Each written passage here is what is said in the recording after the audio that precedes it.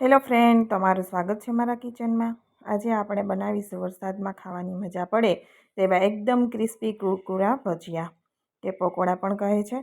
તો આ ભજીયા છે આપણે લાંબા સમય સુધી 2-3 મહિના સુધી તમે સ્ટોર કરીને રાખો તો પણ બગડે નહીં અને એકદમ સરસ બનીને તૈયાર થાય છે। અને સાથે આપણે મસાલો પણ ઘરે જ બનાવીને તૈયાર કરીશું। તો બજાર જેવા એકદમ ક્રિસ્પી મસાલેદાર આજે આપણે પકોડા બનાવીને તૈયાર કરીશું। તો ચાલો બનાવવાનું શરૂ કરીએ। તો પહેલાં આપણે મિક્સિંગ બોલ લઈ લઈશું અને બોલની અંદર આપણે અહીંયા હું સીંગ લઉં છું। તો સીંગ છે એ માપીને લઈશું। પહેલાં હું અહીંયા 1 કપ જેટલી સીંગ નાખું છું। ફરી હું અહીંયા અડધો કપ જેટલી એટલે કે 1.5 કપ મેં અહીંયા સીંગ લીધી છે। તો અત્યારે વરસાદની સિઝન છે અને ખાવાની ખૂબ જ મજા આવે છે। એવા સરસ બનીને તૈયાર થાય છે। તો સીંગ છે એ જોઈ લેવાની કે ખરાબ ન હોય, તો સરસ એકદમ ચોખ્ખી કરેલી સીંગ જ આપણે લેવાની છે। તો સીંગને સાઈડમાં રાખી દઈશું અને પહેલાં આપણે એનો મસાલો બનાવી લઈશું। તો પહેલાં આપણે અડધી ચમચી જેટલું સંચળ લીધું છે, 1 ચમચી આપણે કાશ્મીરી મરચું લઈશું અને 1 ચમચીથી થોડો ઓછો એટલો ચાટ મસાલો લીધો છે, ચપટી ગરમ મસાલો અને અડધી ચમચી એટલો આમચૂર પાવડર। તો બધા મસાલાને આપણે ચટપટો બનીને તૈયાર થાય એટલા માટે આમચૂરને ચાટ મસાલો લીધો છે અને સરસ રીતે મિક્સ કરી દઈશું।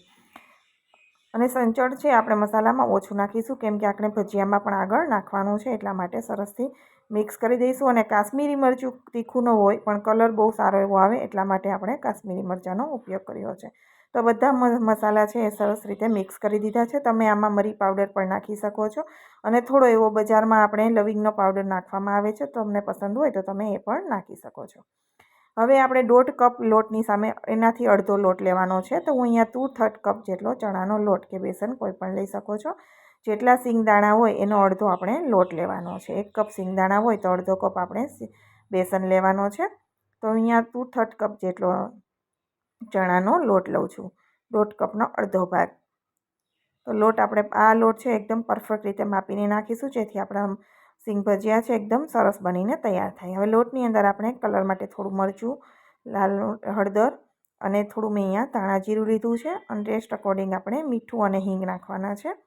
ચપટી આપણે ગરમ મસાલો નાખી દઈશું તો ટેસ્ટ છે એ વધારે સારો એવો આવે છે। તો થોડા બધા મસાલા નાખી દઈશું અને જરૂર પ્રમાણે આપણે પાણી નાખવાનું છે।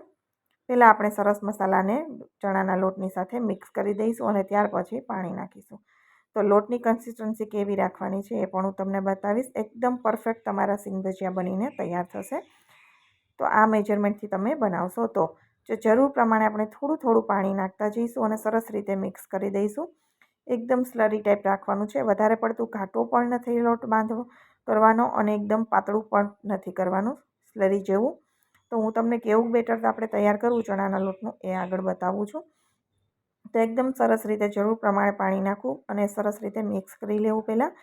તો અહીંયા 1/4 કપ મેં પાણીનો ભર્યો છે, એમાંથી આપણે થોડું પાણી કરીને નાખીએ છીએ અને સરસ રીતે આપણે મિક્સ કરી દઈશું જેથી તમારું જે કોટિંગ ચણાના લોટનું છે દાણાની ઉપર એ પરફેક્ટ થઈ જાય એવું આપણે કોટિંગ રાખવાનું છે, બહુ ઘાટું એવું નહીં। તો 1/4 કપ પરફેક્ટ મારે પાણી જોયું છે, આમાં તમે જોઈ શકો છો।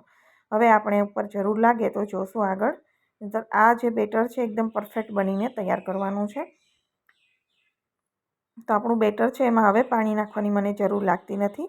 તો તમે ચમચીથી ધાર કરો તો એકદમ ઘાટી ધાર થાય એવા સરસ બનીને તૈયાર થાય ખીરું તૈયાર કરવાનું છે। ત્યાર પછી જ આપણે એની અંદર બેસનના સિંગના દાણા નાખવાના છે। બેસન એકદમ પાતળો નથી રાખવાનો, તમે ચમચીમાં હું જો બતાવું, પહેલાં મેં બતાવવાનું ભૂલાઈ રહી ગયું છે। તો તમે એકદમ ઘાટો છે, એકદમ પાતળો નથી। જે બેસનનું ખીરું આપણે તૈયાર કર્યું ઘાટું છે, તમે દાણા નાખ્યા તો દાણાની ઉપર તમે જોઈ શકો છો એકદમ સરસ રીતે તરત કોટ થઈ ગયા અને ઢીલું નથી, દાણાને સરસ ચોંટી ગયા છે અને ઘાટું થઈ ગયું છે। આ એટલું બેટર રાખવાનું છે, વધારે પડતું પાતળું નથી કરવાનું, નહીંતર છે એ તમારા દાણાની જગ્યાએ નહીંતર ઝીણા પાતળા ગાંઠિયા જેવું બની જાય છે અને દાણાની ઉપર કોટિંગ સારું નથી થતું। તો આ રીતે આપણા દાણાની ઉપર સરસ કોટિંગ થઈ જવું જોઈએ, દાણા બિલકુલ દેખાતા નથી, તમે જોઈ શકો છો। અને અત્યારે સાઈડમાં મેં તેલ છે એ ગરમ થવા માટે પણ રાખી દીધું છે। તો આ તમે ચમચાથી જ આપણે પાડીશું, નાની ચમચી હોય એનાથી પાડો તો વધારે સારું રહે છે, એકસાથે વધારે બેટર આવી જાય ને તો પણ આપણે ભજીયા પાડવામાં સરળતા નથી રહેતી અને હાથથી પાડીએ છીએ તો આ છીટા ઉડે તેલના તો બળવાની આપણને ડર લાગે છે। તો અત્યારે હું તમને બતાવીશ, તમે નાની ચમચી લ્યો ને તો પણ ચાલે। તો તેલ છે આપણું ગરમ થઈ ગયું છે અને ફ્લેમ છે ને સ્લો ટુ મીડિયમ રાખી છે મેં હવે આપણે એની અંદર નાખી દઈશું. તો મેં એકદમ નાનો ચમચો લીધો છે, પણ ચમચા કરતાંય ચમચી જોઈ માપની નાની તો એ લેવાની. અને આ રીતે દાણા નાખી અને ફટાફટ વેલણ કે લાકડાનું કોઈ પણ વસ્તુ તમારી પાસે હોય ને તો તરત એને ઘુમેડી દેવાનું. બહુ સમય નહીં લગાડવાનો, નહીંતર છે ને ચીપકી જાય છે, એકદમ ખુલ્લા ખુલ્લા ના થાય. તો આ રીતે લાકડાનો તવેથો હોય કે વેલણ હોય એનાથી મદદથી ફટાફટ આ રીતે ફેરવી દેવાનું, જેથી એ દાણા છે ને એકદમ છૂટા છૂટા થઈ જશે અને સરસ બનશે. અને આ પ્રોસેસ છે ને થોડી ફાસ્ટ કરવાની છે. એક હાથેથી તમે દાણા નાખો ને તો બીજા હાથેથી તમારે ચમચો કે વેલણ કોઈ પણ વસ્તુ લઈને ફટાફટ તેલની અંદર આ રીતે મિક્સ કરી દેવાનું, જેથી દાણો છે ને એકદમ અલગ થઈ જાય, છૂટો છૂટો. નહીંતર થોડી વાર લાગી જાય તો તેલમાં ચોંટી જાય છે દાણા અને બરાબર આપણા સિંગના ભજીયા છે એ નથી બનતા. તો આ રીતે જો તમે બનાવશો ને તો તમારા દાણા છે એકદમ છૂટા છૂટા અને સરસ બનશે. અને આ ભજીયા છે એકદમ ક્રિસ્પી અને ટેસ્ટી બનીને તૈયાર થાય છે. મોટાભાગે આપણે વરસાદની સિઝનમાં આવી વસ્તુઓ ખાતા હોઈએ છીએ અને ખાવામાં ખૂબ સરસ લાગે છે. ચાની સાથે ખાવામાં બહુ જ મજા આવે છે આ ભજીયા, અને એમ જ ખાવ તો પણ સરસ લાગે છે. હવે મીડિયમ ફ્લેમ ઉપર આપણે એને ચલાવતા ચલાવતા 5 મિનિટ જેવું કરીશું. દાણા છે એકદમ સરસ રીતે તળાઈ જશે એટલે સુગંધ પણ સારી આવશે અને કલર છે એ અલગ થઈ જશે, થોડોક ડાર્ક ઉપર થઈ જશે. ચણાનો લોટ લાલાશ ઉપર કલર થઈ જાય ત્યાર પછી આપણે એને કાઢી લેવાના છે.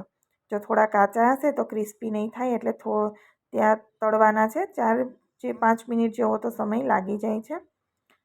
અને હાઈ ફ્લેમ નથી રાખવાની, મીડિયમ ફ્લેમ ઉપર, જેથી દાણા છે એ બળે પણ નહીં અને સરસ એવા અંદર સુધી તળાઈ જાય. તો તમે જોઈ શકો છો આ રીતે ચારામાં લેશો ને તો એનો અવાજ આવશે અને કલર તમે જોઈ શકો છો. હું તમને નજીકથી બતાવીશ એટલે લોટ તમે જોશો ને તો લોટ થોડોક લાલ ઉપર થઈ ગયો છે અને એકદમ સરસ તળાઈ ગયા છે. તો હું બધા જ દાણાને આ રીતે તળી અને તૈયાર કરી લઉં છું, તમે જોઈ શકો છો. તો હવે આપણે ગરમ ગરમ દાણા જ્યારે તળાઈને નીકળે ત્યારે તરત જ એને મિક્સિંગ બોલની અંદર નાખી અને આ મસાલો ઉપર સ્પ્રિંકલ કરી અને મિક્સ કરી દેવાના છે, જેથી કરીને તેલવાળા ગરમ હોય ને ત્યાં તરત મસાલો સરસ રીતે એનું કોટ થઈ જાય છે.